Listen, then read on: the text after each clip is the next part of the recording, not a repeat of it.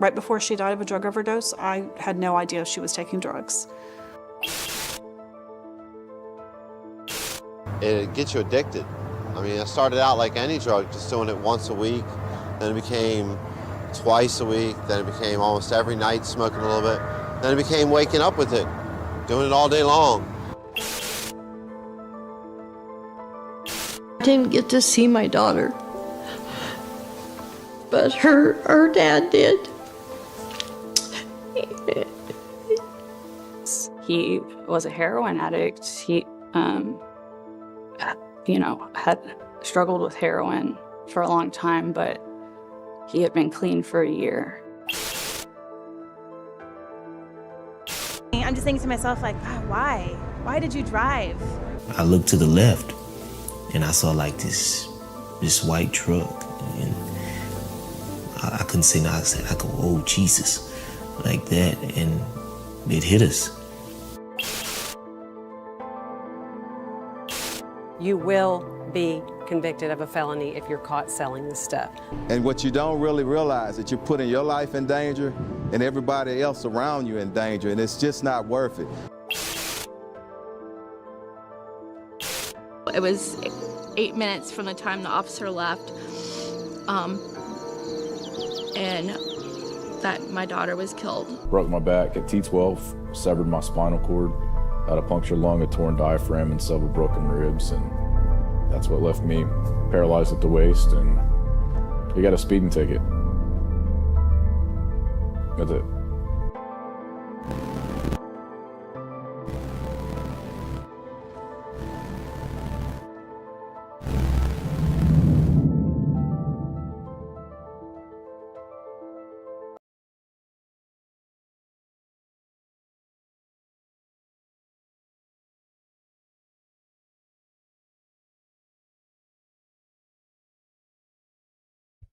Good afternoon, folks. Thank you for joining us. I appreciate you being here. I see that we have a few people with us already. So, for starters, I'm Glenn Muse. Just like it says right there, and I'm the director here at Texas Pictures. We just finished the premiere of our second episode of our new series about cannabis induced psychosis. And so there's been enough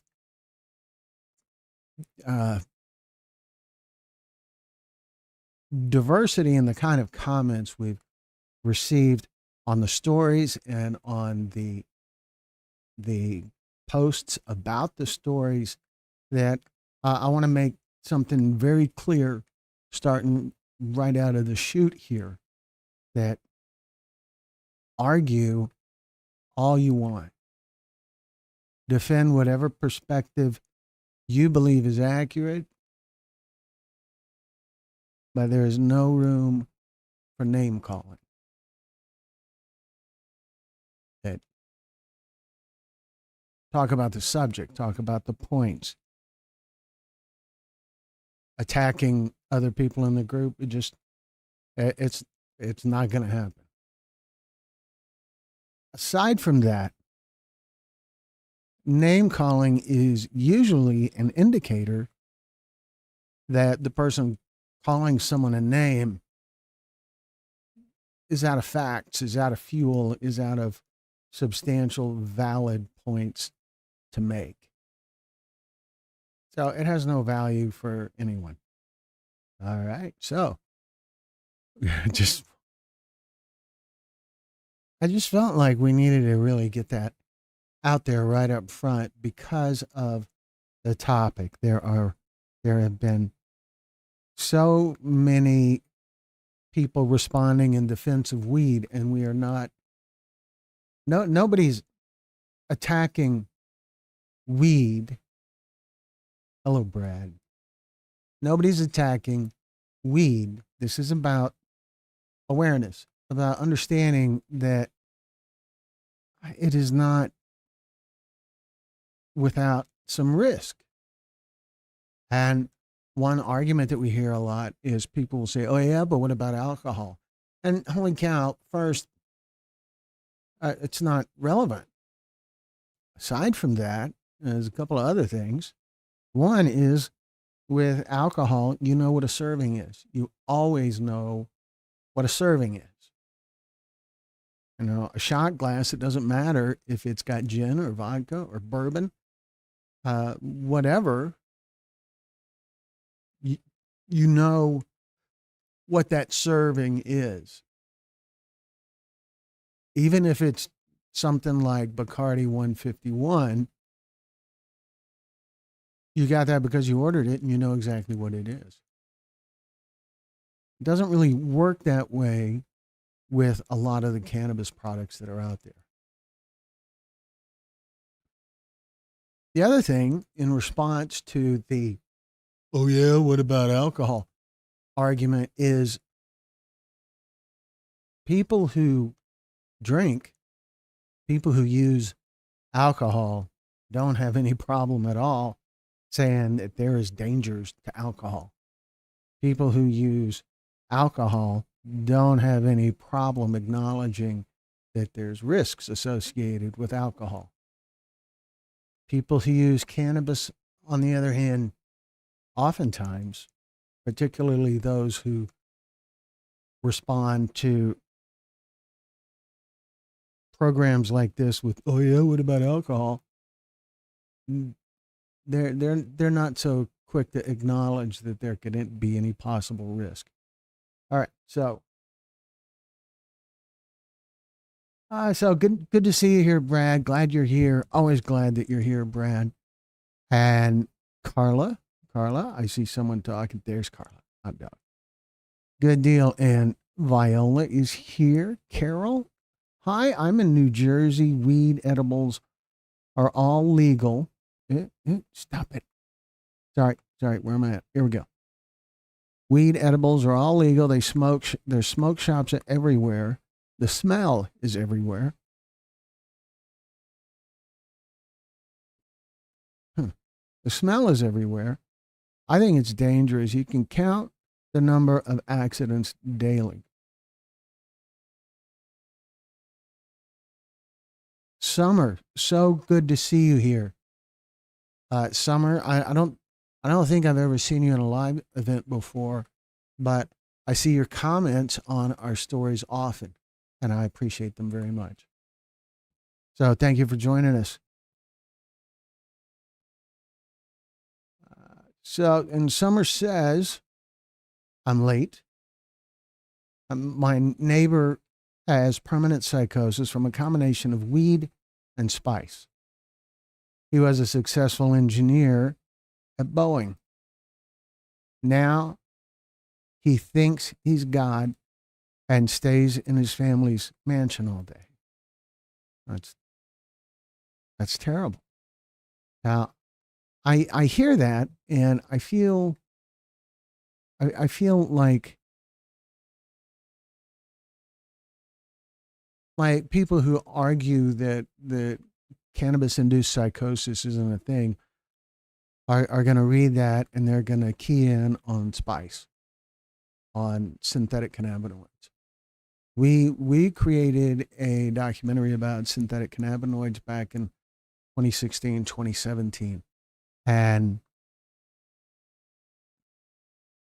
it's a thing, but so is this. And so I'm not saying it's the spice. I suspect not. That's what I learned from what I learned about spice in the course of making that documentary.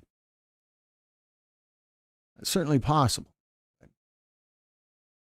Anyway, I might drink alcohol if it didn't taste so bad. Well, you're doing it wrong, Brenda.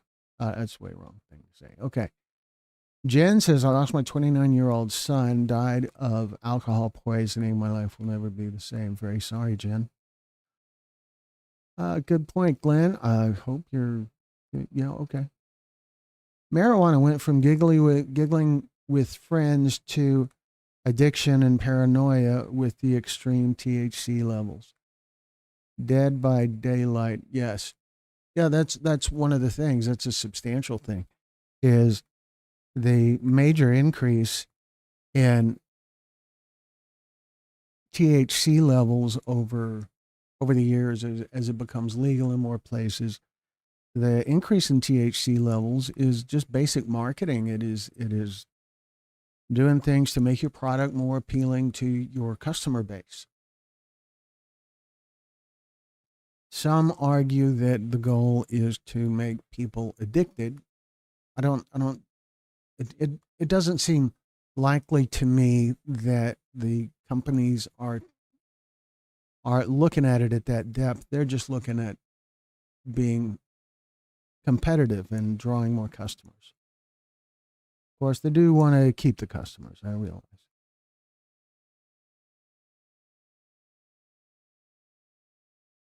So, what else? Summer. Everyone here in South Florida has a benzo prescription, in my opinion, safer than all others, but only in moderation. Moderation is a key for tons of stuff. Moderation is critical. So,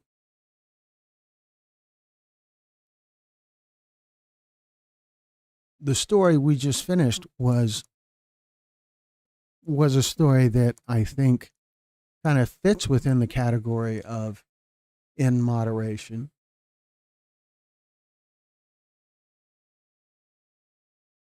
We have a story coming up in a few days that will also fit within the in moderation story, in the in moderation category. Let's see what else. Dead by Daylight. Thankfully, my son has no curiosity or wanting to do any of it. I hope he always stays that way. Well, I hope so too.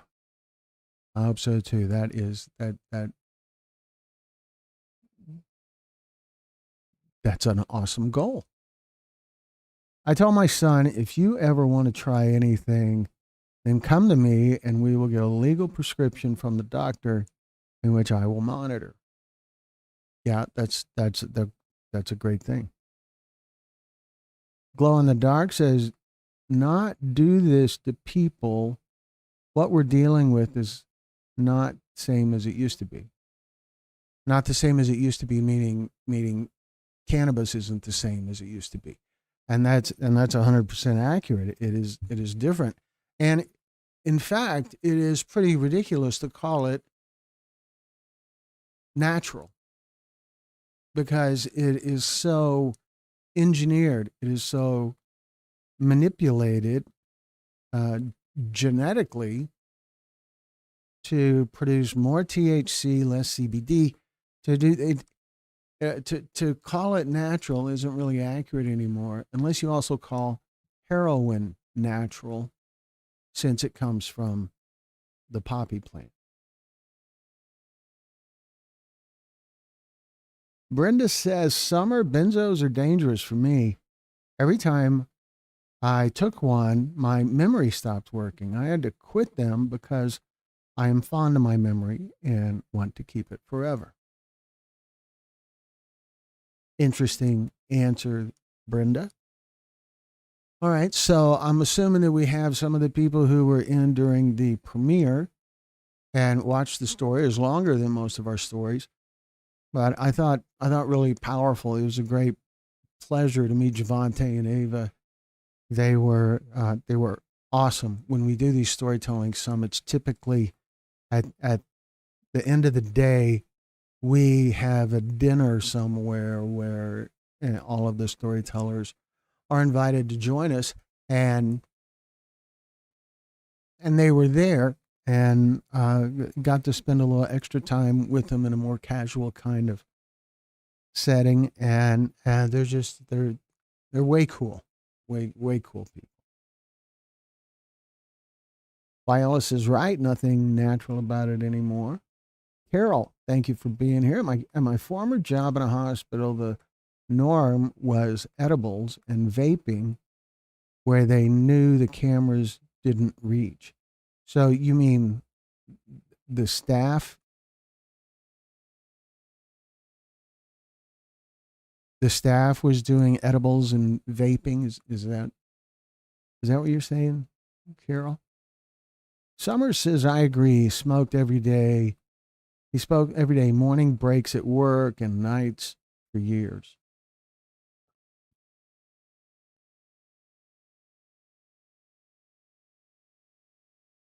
Summer, with information being everywhere today, 6 is the perfect age to start educating children about drugs. Hello, Robin. Thank you for joining us. So here's another thing as far as teaching children.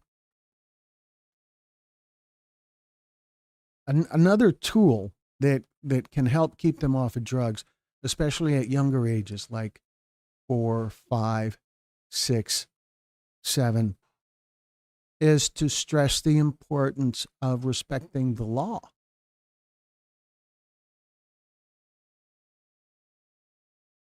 Law matters. Law maintains peace. Law exists to protect people. And so, with children in those really young ages where they may not be able to grasp the whole drug thing, they can grasp the rule thing, law. That as they grow up, when they're 2, 3, 4 years old, they start learning rules, household laws.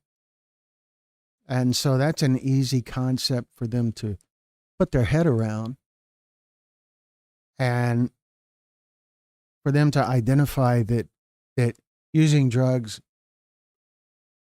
using illicit drugs is illegal, is against the law, is a criminal act.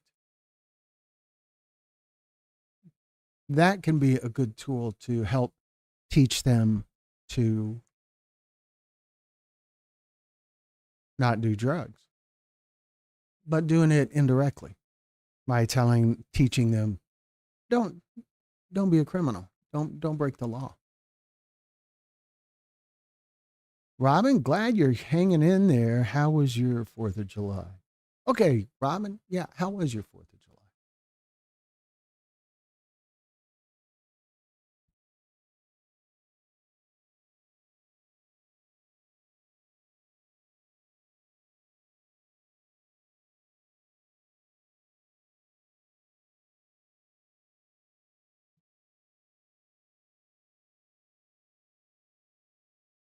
The kitchen staff was high all the time.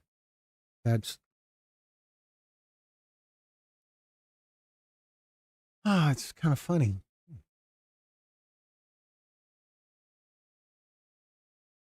So I know that we had some cannabis defenders during the premiere. Are any of them with us now? Is there any of them who would like to share some point you'd like to make, or talk about some topic related to cannabis that we can address here? Guys, we're glad to do it. Opa, you're late, but you're not that late. We've only been here 20 minutes, and so we'll be here a little while. Yeah, a nice 4th. Yeah, it was good. We did a thing with some friends who have a pool, so that was nice. So I'm just paying attention to what all is going on. I see that it's kind of disappointing that, it's kind of disappointing that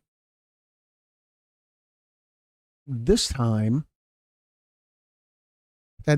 we haven't drawn as many defensive comments on Facebook promoting this second episode as we did on the first.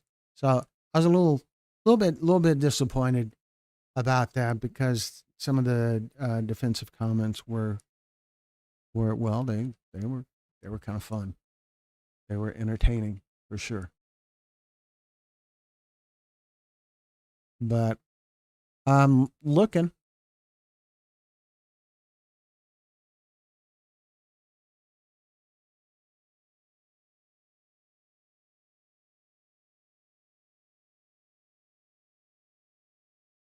Okay, maybe there is a few.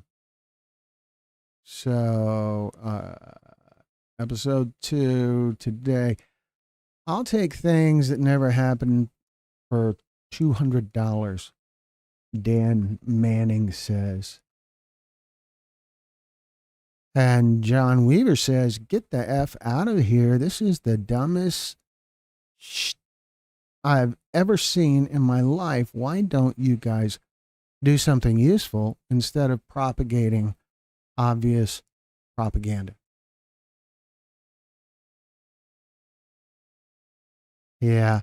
Yeah. John, are you with us? Is there any chance you might be with us?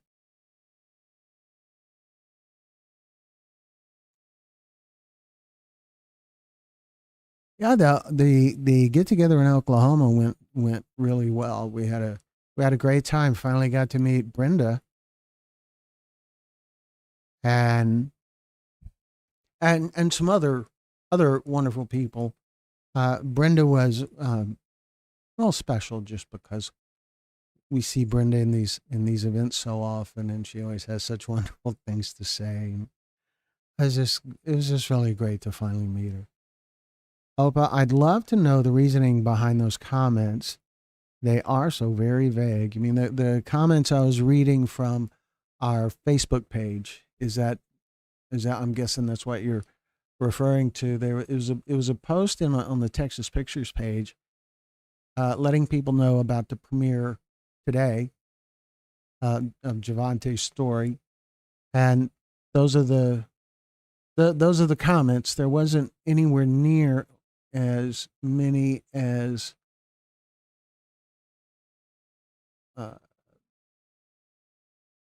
wasn't near as many as we got when we did the same thing for the first premiere. Dead by Daylight. I love your documentaries. They're very well filmed. Didn't even know you did lives until today. Yeah.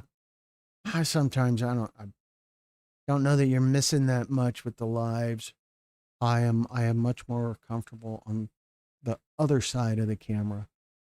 But I do enjoy this because I get to interact with our audience, and I learn a lot from the feedback that I get from the people who participate in these things. So I'm really grateful for that. And it can get to be fun. It's interesting.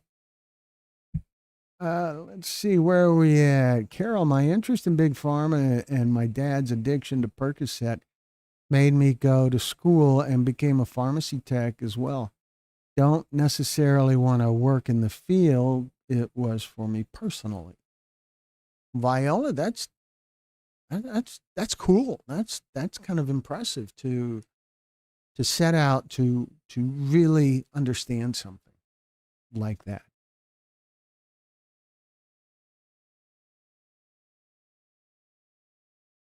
The stories from Texas are horrific beyond sad.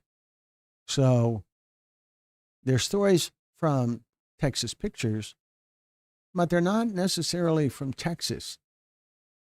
I know that some of you folks that are here regularly have already seen this.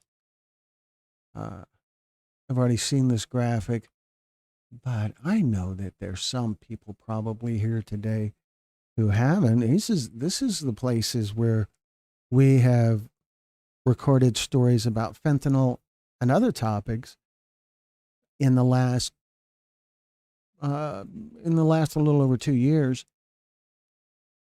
And I can tell you there's 3 locations that are missing from northern Florida. Kansas is another star that belongs in Kansas, in Wichita, and Denver isn't marked either. And so this map needs updating for sure. It's not quite current anymore.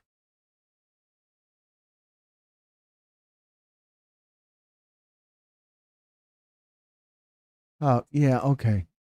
I missed it. I miss a lot. I don't know if I miss a comment, you guys should let me know. If I don't reply to your comment within a couple of minutes, say it again. It's okay. It just means it scrolled past me. The scroll window I have right now, I see 7 comments right now. And yes, okay, yeah, I get it now. Okay. So let's see where I'm at. Almost every parent at our private Christian school has been giving melatonin to their children for sleep and anxiety for many years. That's why I started teaching my son about drugs at 6. Melatonin,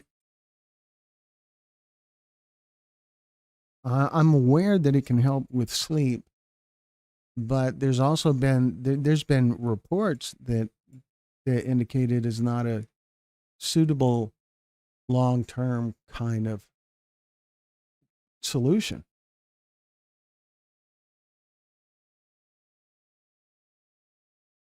But that exhausts what I know about melatonin, that one sentence.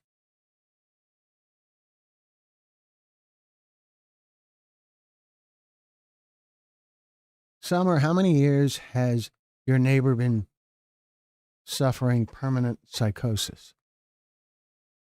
Brenda asks. And Carol says, Viola, I learned so much in tech school, but the pay is horrible. You really learn a lot about all types of meds. That certainly would have a lot of value.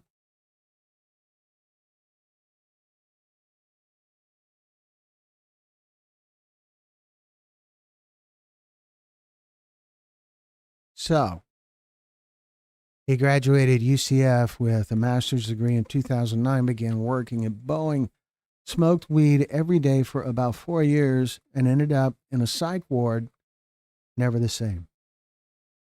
Very sorry, Summer. I don't understand what has changed. Oh, I did it again.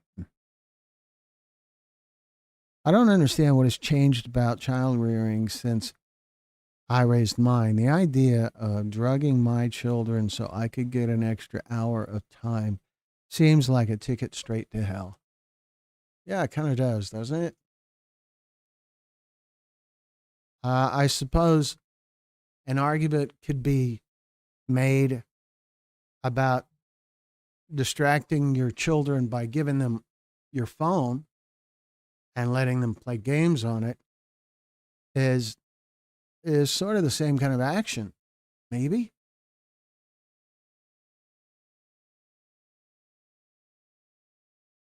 Viola says, it was a personal choice knowing that they don't pay well at all. I actually achieved my license while working in another area of the VA, but never wanted to be in the pharmacy. You learn to learn. Oh, it's awesome. All right, so back to the premiere. What are some of the things that stood out to you guys about the premiere, about Javante's story, about Javante and Eva, the dogs? The dogs stood out to me. And Ava stood out to me. What a strong person. What faith and what love. That's awesome. Children are bringing candy to school, not realizing they're infused with pot and sharing them.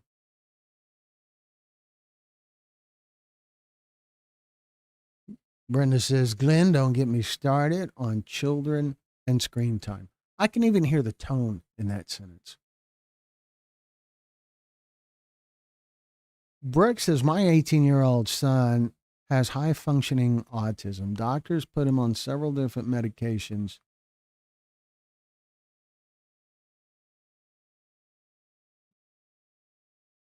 Sorry, the display scrolls as new messages come up, and so sometimes I lose my place in the middle of reading a sentence. Doctors put him on several medications when he was young. He didn't liked the way they made him feel. He hadn't been on any medication since he was 12, and he's doing great now. There's a lesson there, I'm sure, right? I mean, that's a reasonable idea that there'd be a lesson there. Every brain matters. Golly, I wonder who that is. Could that be Aubrey? Incredible story. I hope everyone hears it. And anyone who didn't hear it, you can go watch it again anytime. The link is there for life or the life of our channel or whatever. Javante has his ability to convey his confusion and frustration added an emotional level to his storytelling. For sure, it stood out to me how a lot of people tell their stories very naturally, and Javante certainly did that. But what stood out to me was him crossing that threshold of openness, of being open enough to share things that are personal, that goes beyond what men typically are comfortable doing, and it's really admirable, I thought. Opus says, when it comes to cannabis and psychosis, I'm curious about an underlying unknown mental illness that is associated and induced when ingesting cannabis in large quantities. Reminds me of Sam Yeager.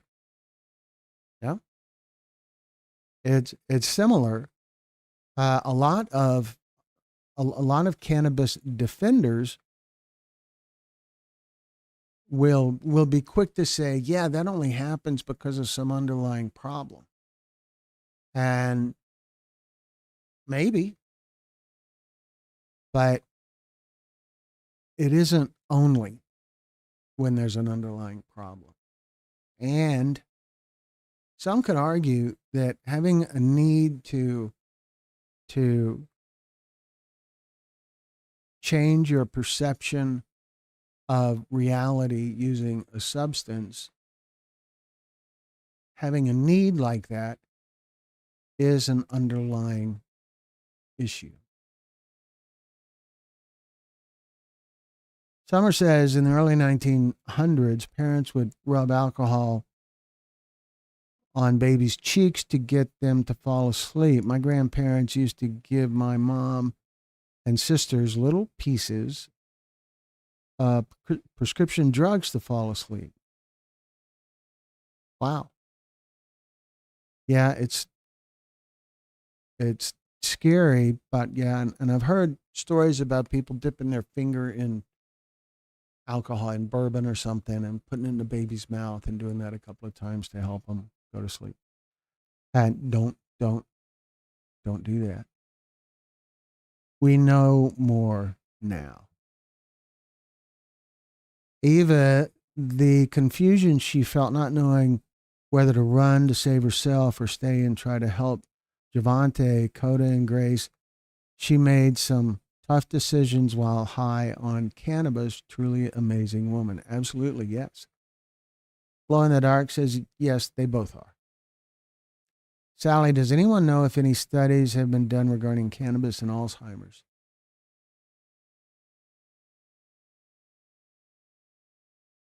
I don't know. I believe there always has to be an underlying condition.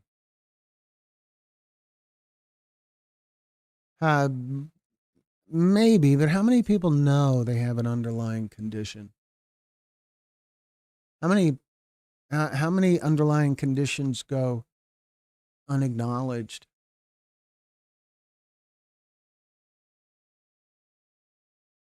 I'm still on episode 1 of the Cannabis series, and I just commented on What Is It video as I experienced psychosis in 2022.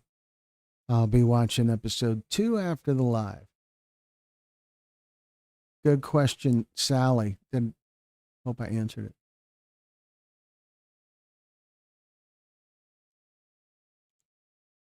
Dead by Daylight I'm wondering if the train, if I can read. I mean, I went to public schools, and so I'm wondering if the brain is being rewired with this stuff, like with heroin. The brain starts to need it more and more. I don't know. We do have a couple of stories for the series in the queue that'll be published over the next few weeks that are interviews with physicians. And they have some things to share. There's also a doctor, his name is Ken Finn, who we're going to get on the show sometime soon.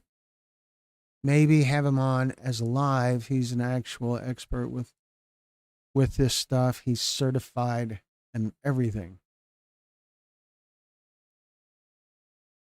And he has a medical marijuana card. And he's an interesting guy, very informed and very open with what he's learned.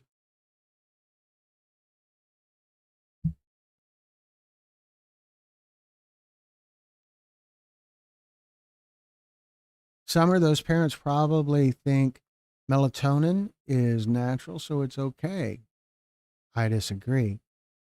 Yeah, much like the way people say that marijuana is natural, so it must be okay. I'm going to watch the Cannabis series with my fiance tonight. All right, Carol. Well, I hope you and your fiance like it. There's 2 episodes available right now, plus the little short story that asks, what is it, that features Aubrey Adams from Every Brain Matters explaining what it is.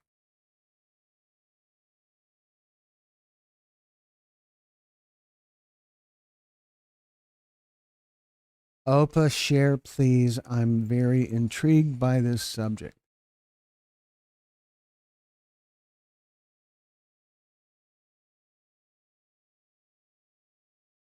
Viola says, right, underlying conditions usually don't present themselves until some catastrophic event. And it could be all of us have some sort of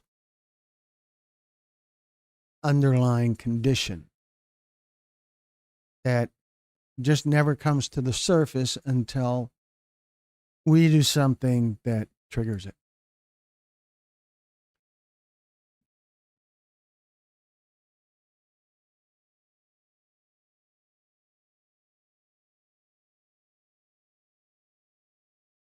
So I had this expectation that we would find more people here who wanted to talk about the benefits of cannabis. There was a few in the chat during the premiere, and we heard from quite a few on Facebook and posts that we made announcing the premiere. But is anyone here? We would love to hear your perspective.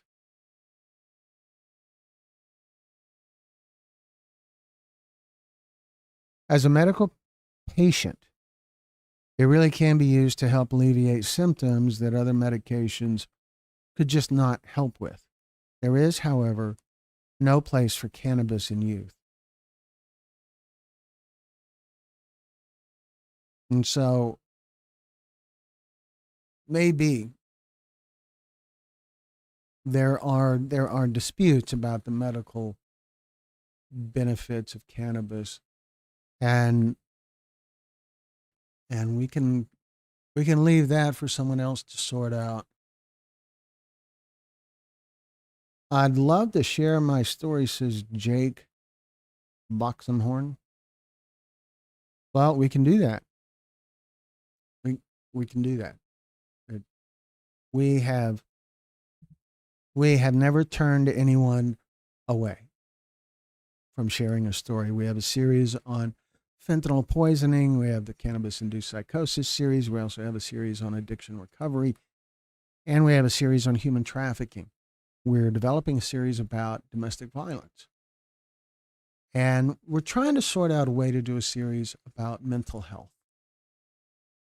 It would be something that sort of indirectly addresses suicide by addressing the contributing factors. But so those are the big things that we're working on right now.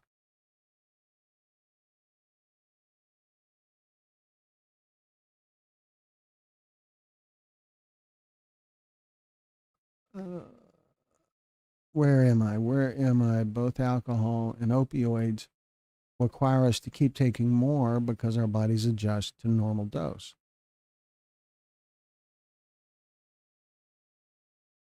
I appreciate you being here, Jake. I see it says coming here with an open mind, but quite skeptical. Okay, I think that's kind of a conflict there. It's if maybe not. I don't know. It's an interesting concept, and but grateful that you're here, for sure. Keep it open, Jake. Learn something every time. And Brooke says, that's totally fine, Jake. Open minds are always welcome here. You know, some closed minds can be entertaining here as well. And ultimately, friction means people are learning. If there's a really flawed debate out there, it's going to reveal itself as being flawed just in the course of having a discussion.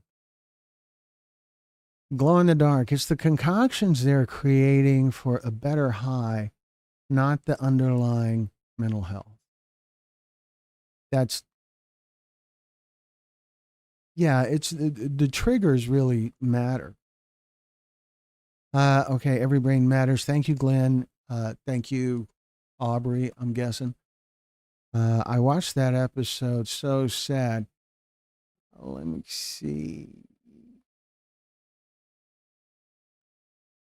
We do not, I can tell you, we don't have any kind of position regarding this really at all. We share the stories. We're more the messenger. If you consider changing the channel name for more followers in education to all, I don't know, not really. That looking at where we're at now, a different name might have been a good thing, but Texas Pictures is a company. We've been in business for 18 years. And so, yeah, I don't know. So the idea of changing the name of the channel means kind of disconnecting it from the company, and don't really want to do that. So I don't know. So Jake says, I'd love to share my story. You can. There's information on our website, texas-pictures.com. There's information on our website about how our storytelling summits happen. We travel all over the country. And we're currently working on something that may happen in Canada. So it depends on, the challenge is always geography. How close you are to us. We're based in Houston.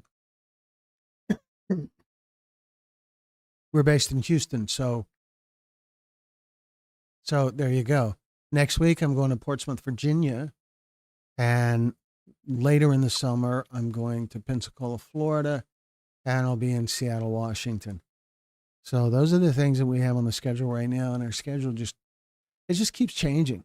So that's where we're at. Jake, you're so right. I wish others knew about keeping it away from young brains. Oh gosh, I see my phone is lighting up over here. I wonder what that's all about. Okay.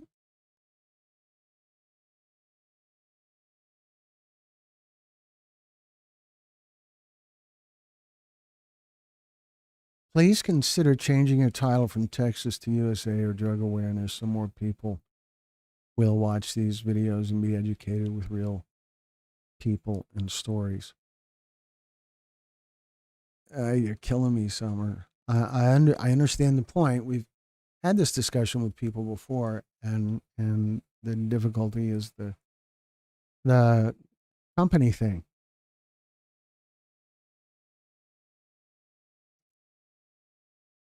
And so I don't know. We have content like human trafficking, and we have content about impaired driving. We also have a series called American Peace Officer, and those things don't really fit with substance use awareness kind of stuff either. So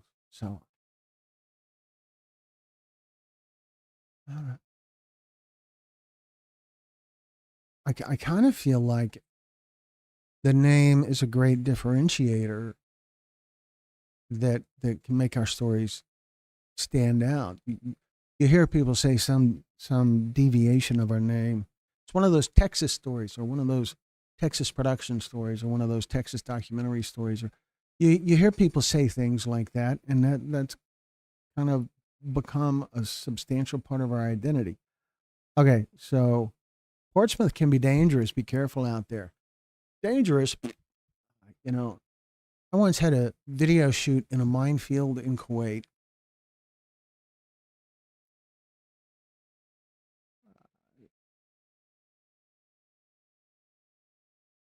Glow in the Dark says, share this to every media group you have on social media. For sure. For sure. Sharing the stories is a great way to help spread the word, and it certainly helps the channel. The more attention we get, the better. The farther the audience reaches. As our audience grows, YouTube will start or do more to direct more people to us, because it looks like there's more interest. As interest grows in our channel, YouTube does things to stimulate more interest as well. So it's all kind of a very symbiotic kind of thing. Cannabis can be a wonderful substance, says Opa. I'm sorry. Whoops. Cannabis can be a wonderful substance for many people with many different ailments. People are complex regardless of if they struggle with mental illness. Cannabis will and does change your perspective. As Summer says, has anyone here not been prescribed medication under the age of 25, especially Adderall and Xanax in college? Well, I haven't. But I'm kind of an old guy, So,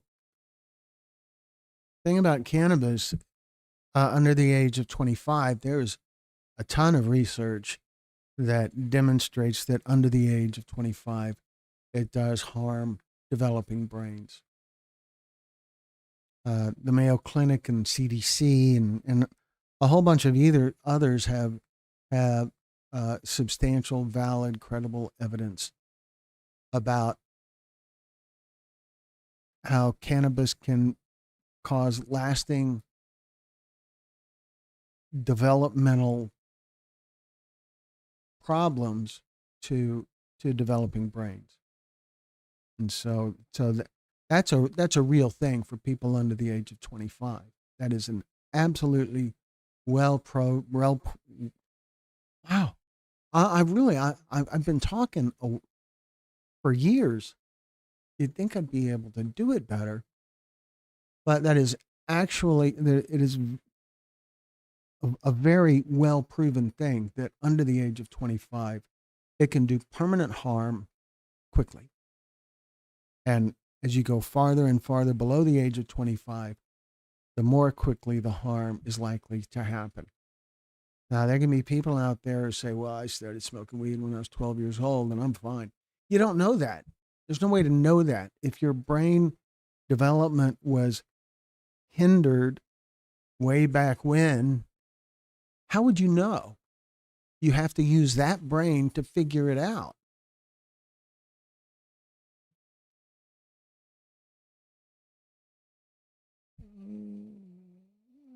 Carol says, thank you for having me. I have to walk my dog before the beach gets wild here and the fireworks start.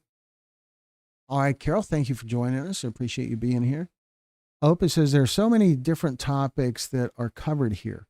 I can't see you just doing one or other as a channel name. Thank you. Yeah, that's kind of the jam that we're in with this.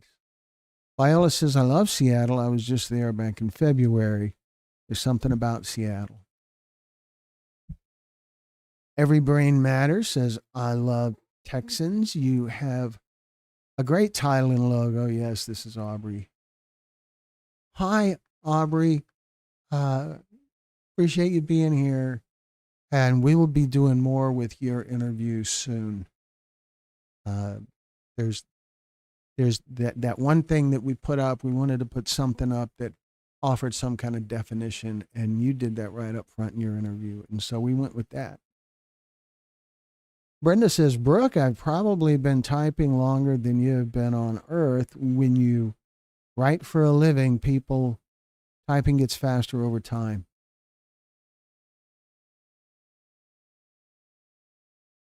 I'm losing my place here.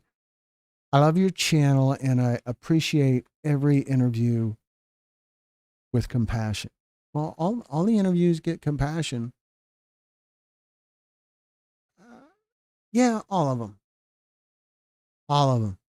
So, Brenda, remember, you commented on a story. We interviewed a guy named Chester in the Baytown City Jail. Don't let me wrap this up without sharing with you what happened there. Brooke, holy cow. You were born in 1970 and you're calling that old. Thanks. I sure hope Brad is still here. Gosh.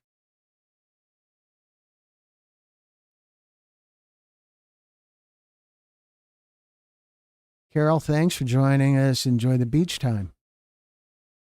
Dead daylight. Oh, well, there is no minefields there that I know of. Fair enough. Yeah. It'll be fine. The thing that scares me most when we travel on location is really when we go someplace where I have to leave equipment in the car to go in, like for dinner or something. That gets me nervous, gets me scared. We don't typically wind up in circumstances where we're in dangerous environments.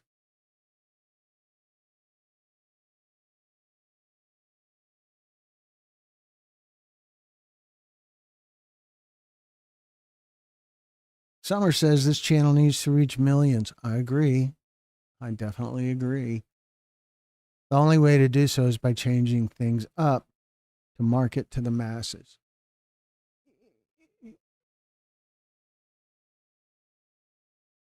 I don't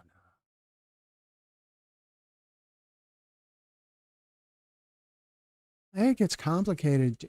Changing the name of the channel wouldn't necessarily mean changing the name of the company.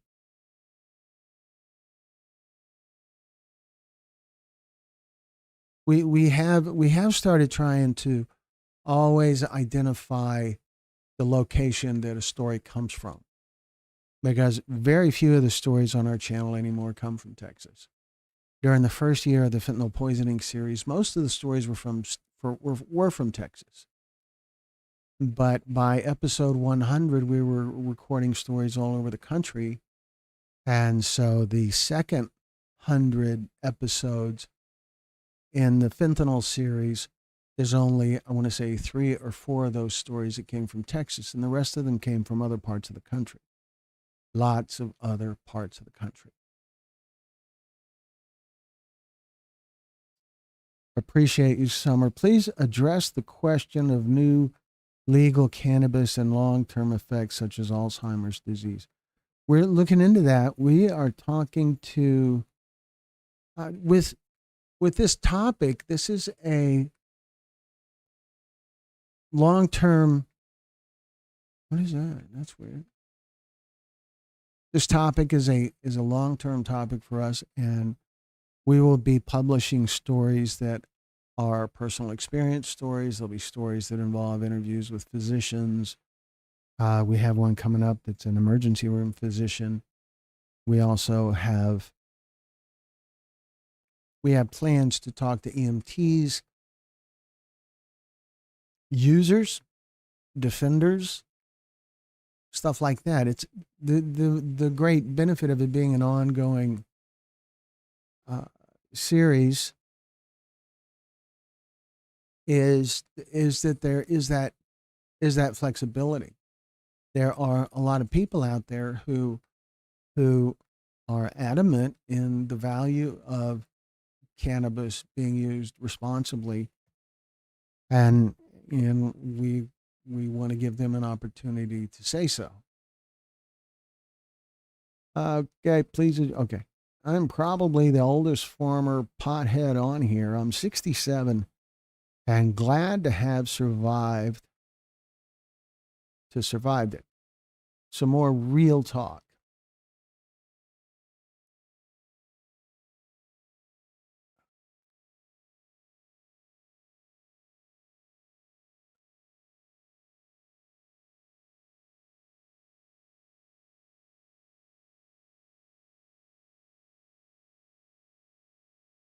Teach me how to do it, and I will make it happen. What I miss.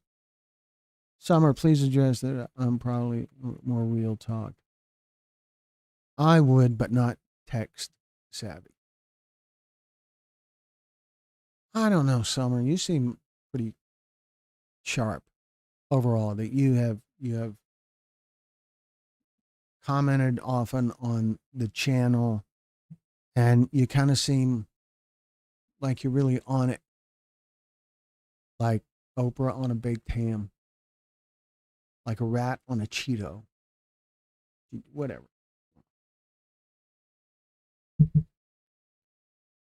Viola, you and Glenn are close to the same age. If Brad is still here, he is probably the oldest. I think, yeah, Brad, I think he's a couple of years older. Dead by Daylight. I remember an old neighbor girl asking if I needed a babysitter when my son was younger. This was the same girl who would blow marijuana smoke in her baby's face to make it sleepy. Now, one of our fentanyl stories talks about that. It's one of the more recent ones, one of the last 3 or 4 episodes talks about a man doing that to the storyteller's baby. Brenda says, I love Chester. Can't wait to hear what you have to say about him. Yes, that's the question. What is the question? I'm a little bit behind. Dead between this person and the parents at summer school. I am going crazy worrying about today's children and the parents failing to raise them.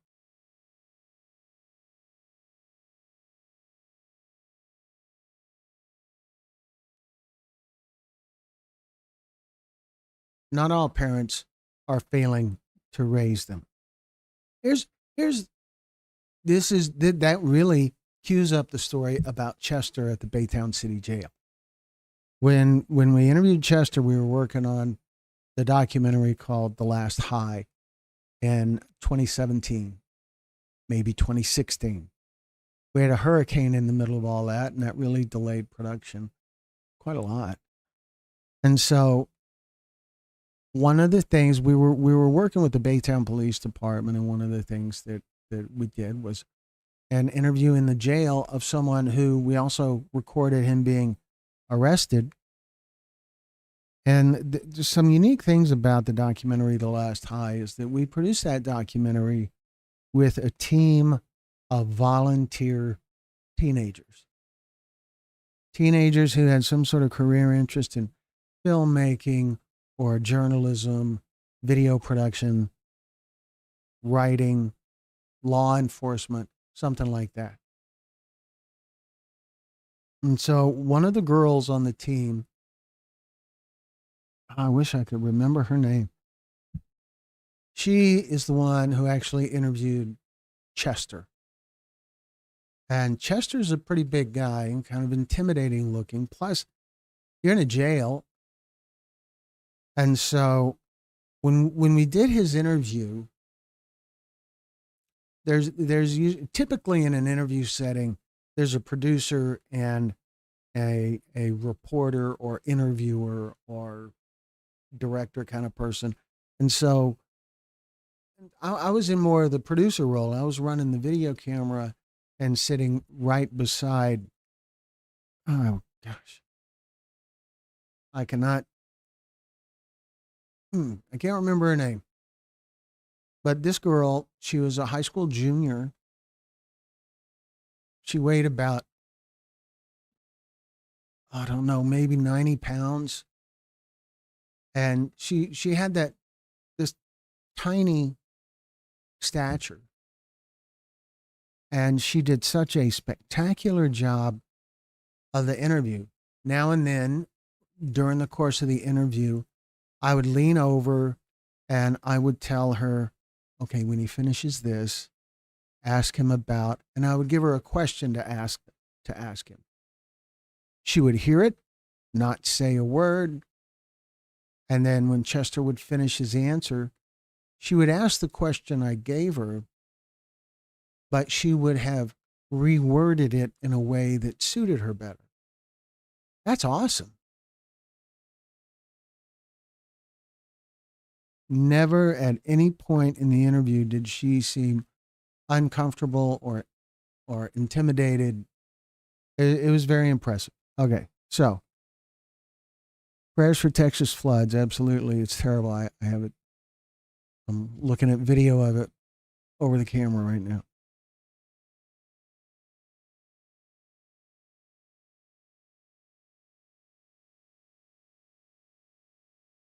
So my point to that is we've done several productions with teams of teenage volunteers who want career-oriented work experience in the field.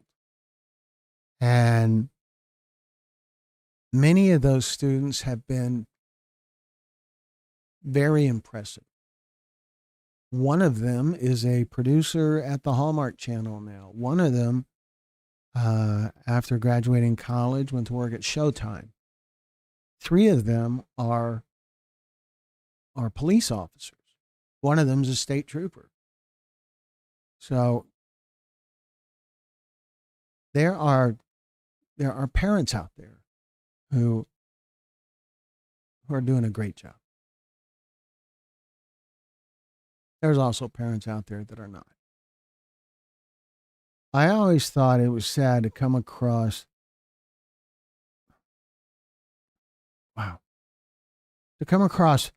babies and other children who reeked of marijuana smell. Yeah, that's terrible.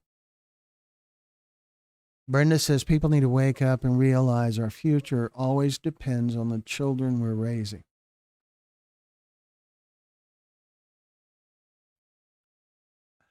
Babies should smell like Johnson & Johnson, not like marijuana.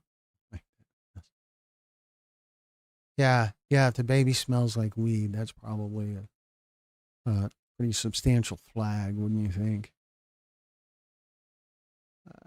And I love chunky babies. Yeah, I think most babies are a bit chunky, aren't they? I'm excited, Glenn, to hear about these upcoming stories, especially from trained medical staff or scientists. Dynamite comes in tiny packages, for sure. For sure, that girl who interviewed Chester, she's dynamite, whatever her name is. Oh gosh, I wish I could remember. Summer says, please let me help you with this channel so we can reach and educate millions. See the description that leads to my page. I'm not just a model with an MBA, but my contact book can feature specialists. Summer, you're very welcome to help us. You can email me and let's figure out what we can do. That sounds awesome. We will, at the end of the live event, which is coming soon, there'll be a graphic with our email address and our website and all of that. So yeah, you're very welcome to help us. We get help from people a lot when we have these storytelling summits. There is always someone local who coordinates the whole thing, finds us a location to shoot interviews at and stuff like that. And we have expert resources that we draw on a lot when it comes to the fentanyl stuff, people in law enforcement and physicians that we run ideas by and whatever. So there may be bad parents out there, but there are also good parents as well. Everyone has a different life experience, lessons learned, and experiences. Had a bad parent be a better one to yours. There's a thing about bad parenting that I'm sure there's no bad parents in our audience here, but bad parents can produce exceptional kids too.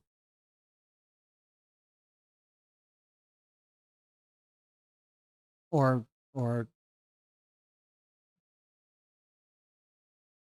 troubled kids. It can go either way. Well, the kids that I worked with, the first time we did, there's a documentary on our channel from 2011 called Chronicles of a Teen Killer, and it's about how impaired driving affects particularly younger drivers, and how dangerous it is, and it's very much a warning message that we produced with a team of high school students and the Houston Police Department. And at the time, it was kind of a groundbreaking approach to production, to have these kids involved, and it worked out really great. And I remember when we started doing that work, again, we didn't turn anyone away. There were the volunteers. If someone came along, we didn't turn them away. One of the kids that volunteered was actually a daughter of a guy I went to high school with, and it just worked out that way. We found the kids using Facebook, and went around to a couple of schools and things like that. And so I was initially a little bit concerned that, because, in the course of your day, you hear a lot about how these kids today are troublesome or are lazy or whatever. I didn't see that. I've heard it. I still hear it. I've heard it all my adult life. But with the kids that volunteered for Chronicles of a Teen Killer, for The Last High, and for another documentary about DWI called 10,000 Lives, they're all on our channel. And they're all in a playlist about impaired driving on our channel as well. They're easy to find.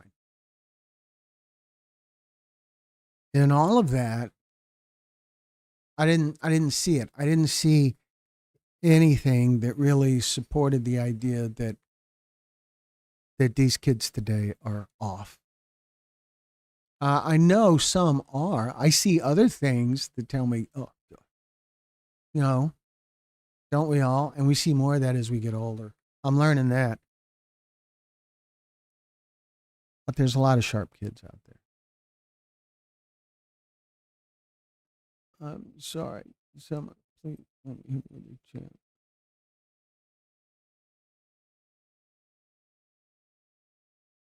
In my opinion, cannabis should be reserved for end-of-life patients. No benefits anymore.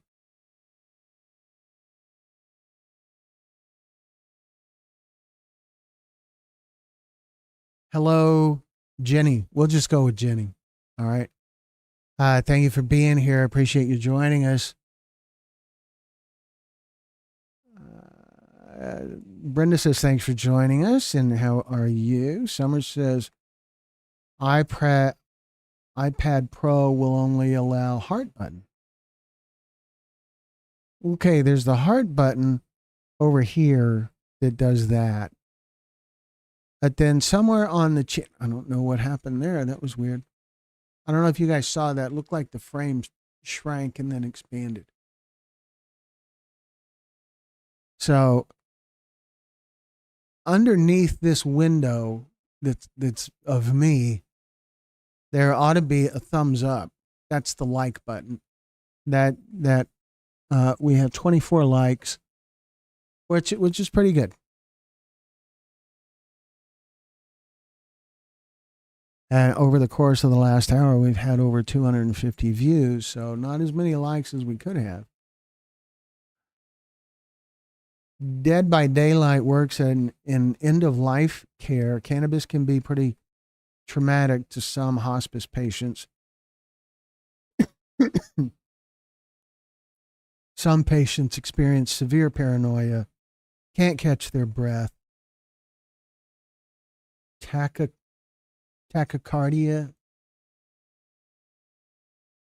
Brooke, I am so sorry. Brooke, I'm so sorry you had to survive SA. Mine began at age 4 by a maternal uncle and ended at 13. Stay strong. We got this. For sure. We do have a series about human trafficking that kind of addresses the same kind of thing a little bit. And we're open to a series about SA. YouTube may not be, but we're open to finding a way to address it that's effective.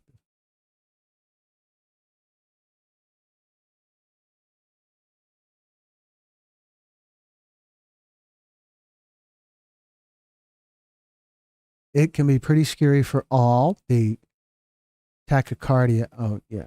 Oh, Brenda, so sorry. Yes, we got this. The point is not the name. It's reaching more people. Millions need to be educated and see these videos. I'm totally with you, Summer. We can work something out. I feel like we should talk. You should send me an email or friend me on Facebook if you're on Facebook or whatever. But we have been here for almost 75 minutes, so it is about time to wrap it up. And what typically happens when I say that out loud is suddenly more viewers start joining.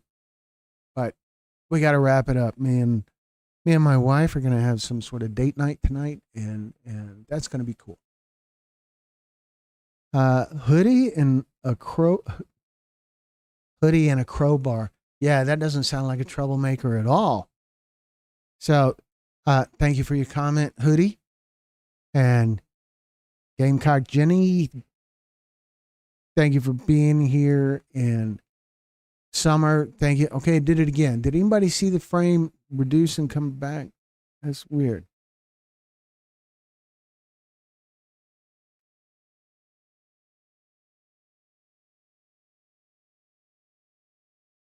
Brenda is asking, Jenny, are you doing okay with it, or is it still painful?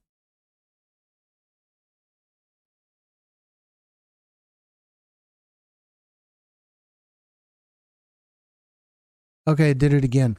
I wonder if that means that the camera battery is dying.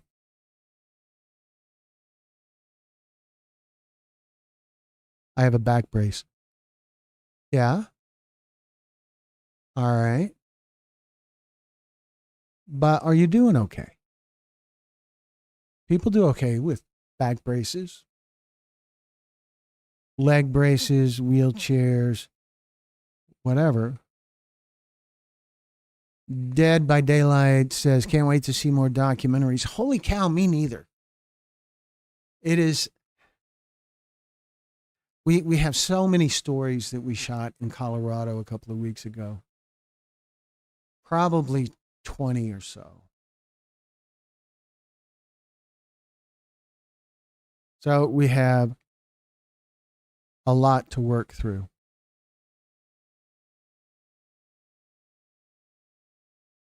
I'm open to that, Summer. We can work something out. And I will be in Pensacola, Florida, and maybe Cocoa Beach in a couple of weeks. Or I don't know. Soon. I think in July. Not a troublemaker. I am a kidnapped rape survivor. Good job. I mean, what a terrible, horrific thing to go through. But what awesome strength and courage to just put that out there. That's awesome. We're open to sharing stories like that too. So, Brooke, thank you. I have done so much essay therapy. I only have 2 small triggers that rarely happen anymore. Jenny says I'm doing good, especially when I'm on my 3 prosthetic leg. Does that mean third?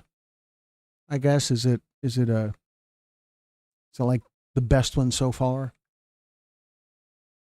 I always enjoy the lives because they help me stay clean one more day. So you ought to be at like 304, 305, somewhere around there, right, Brenda? Right? 305, 304.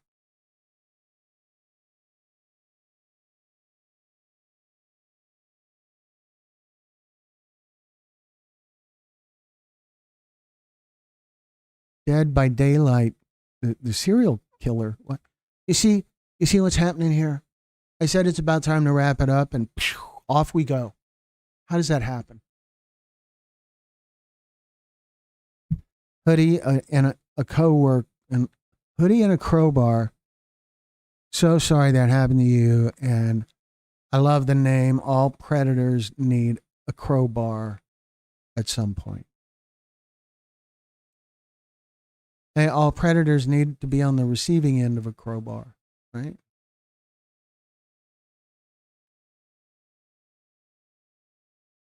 Hoodie, I'm sorry. Thank goodness you are still alive to heal, share, and help. 303. Oh, come on. Good job, Brenda. Tomorrow I'll be 304. And that'll be great. Yes, third, the foot bends like a normal foot should. All right. Cool. All right, folks. Well, it is time to wrap it up. It is. We have been here 80 minutes now.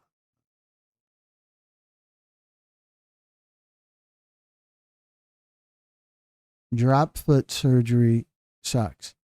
Yeah, I know a little bit about drop foot surgery. One of our stories, we did several stories. Jeffrey had to have drop foot surgery. Jeffrey's no longer with us, but he went through that because he was neglected while he was in hospital care.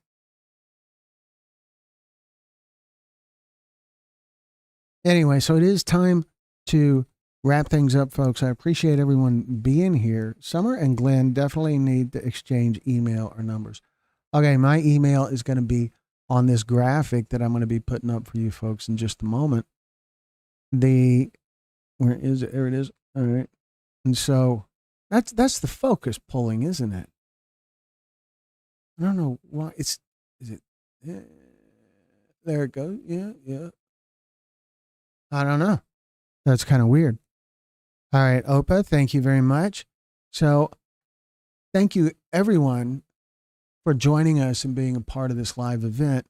There will be another one in 2 days or maybe 3 days from now, but soon. And it will be either a fentanyl story or a cannabis-induced psychosis story. So that's where we're at for now. Summer says, look me up. We could utilize my location on Billionaires Row in Port Royal.